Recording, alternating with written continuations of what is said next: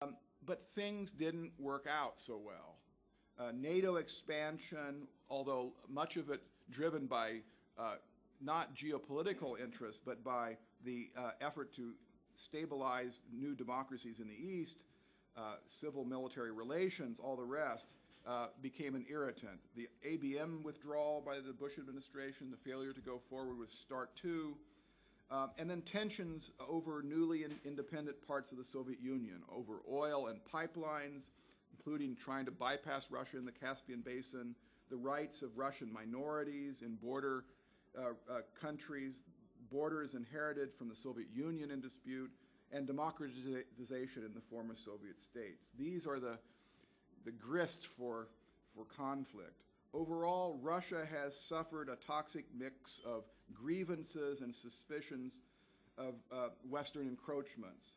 And so the failure there is real, and while the Obama administration wants to reset the button and rethink their relationship, and I think the missile defense decision was brilliant in that regard, there is a deep grievance that I think is real and has to be traced back to the promise of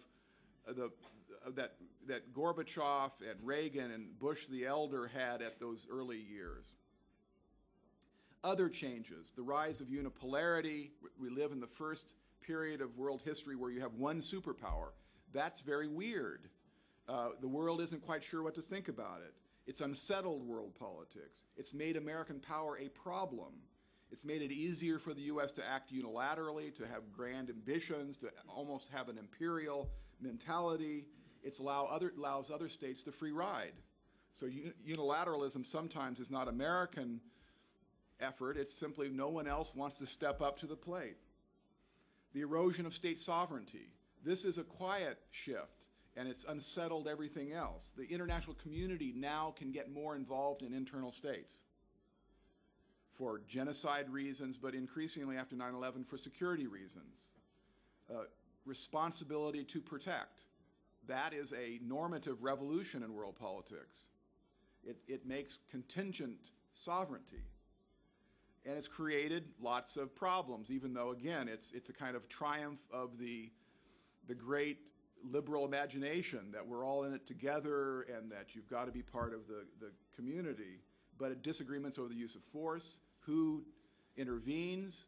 The UN can say, we think we have to do something, but who has the troops?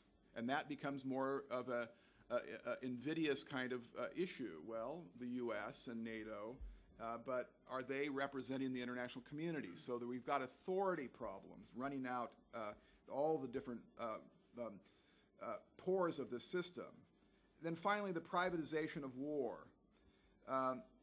Technologies have made it easier for small groups of non-state actors to project violence capability across wider distances, and it's just beginning. In this sense, while I was a critic of the Bush administration, there was a grasp of the profundity of the shift towards the possibility for very small groups, really criminal gangs, to inflict harm abroad. If you will, the increasing lethality of hatred. It's played havoc with questions of deterrence because these groups don't have a home address. They can't be deterred. It's not clear they can be contained.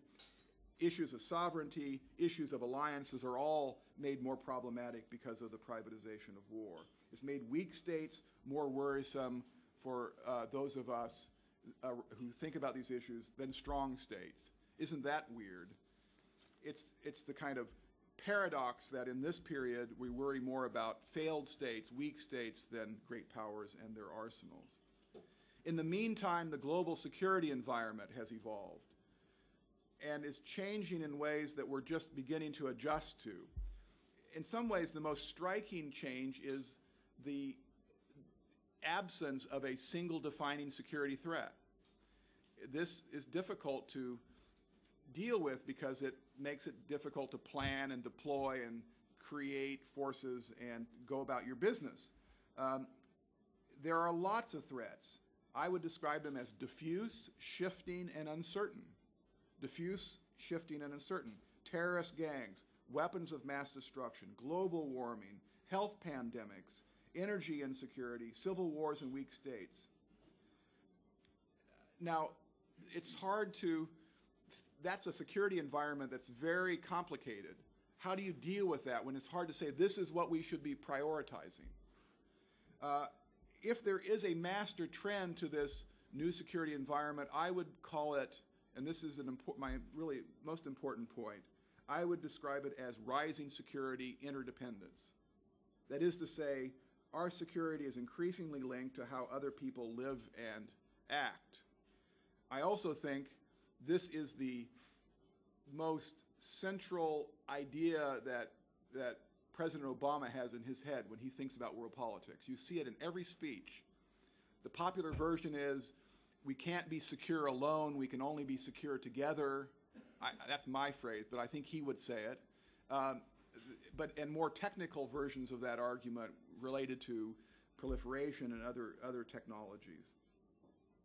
Security independence would be the opposite side of the spectrum. That would be where it doesn't matter what the capabilities or intentions of your enemy are, you can defend yourself, you can remain safe. They can throw anything at you, but they can't get to you.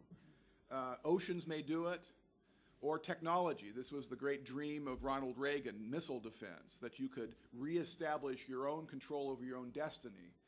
Security interdependence sprung on the scene with the Cold War and with nuclear weapons, because it was clear that you couldn't be safe unless you were able to convince the other side that it was irrational, actually suicidal, to launch weapons. So every day you woke up, nuclear weapons are the president's weapons. Every day you wake up and you know that the safety of your country depends on what's going on in the Kremlin, what they're thinking. You have to influence their judgment. So that is just the beginning of security interdependence. Now fast forward to today, and we don't have just the Kremlin to keep an eye on, but we have more and more people in more and more spaces, spatially and functionally spread out around the world, who matter. We've kind of seen a radical jump, and if you have any kind of trend analysis, you'll see that this is something that the next generation is going to have to worry about in the 21st century, and the generation after that even more so. More people in more places matter. In the 21st century, growth of transnational and diffuse shifting and diverse threats leads to an explosion in the complexity of security interdependence. What people do, how they live, matter in ways that were irrelevant in earlier eras. How people burn energy, provide public health, treat minorities, enforce treaties or rules matter more today than in the past. This creates a growing demand for security cooperation.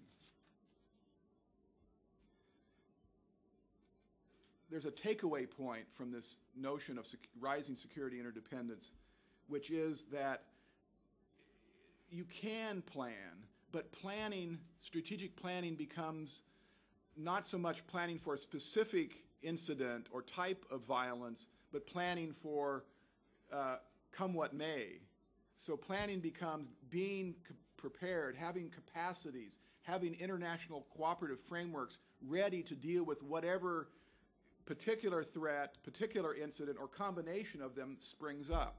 So security planning becomes an investment issue. Where do you invest resources today so that in 2020 you will have deployed and positioned assets, not just hard assets, but cooperation assets, so that you can deal with things you don't really know yet how they will manifest. The 21st century security threats will be like global warming creating food shortages in Europe and Asia, combined with energy spike that reduces economic growth in key swing states, and you get a couple terrorist attacks in large cities, and the whole system comes down. The kind of multiple independent but interacting crises, any one of them is manageable, but they interact and they create panic and responses that are difficult to contain. And that's the kind of security environment I think we're all in. That's where I would suggest that we think, as we talk about coming back now to great power relations, how we engage Russia and China, how we think about specific issues like the Arctic, how we build and invest structures for the future.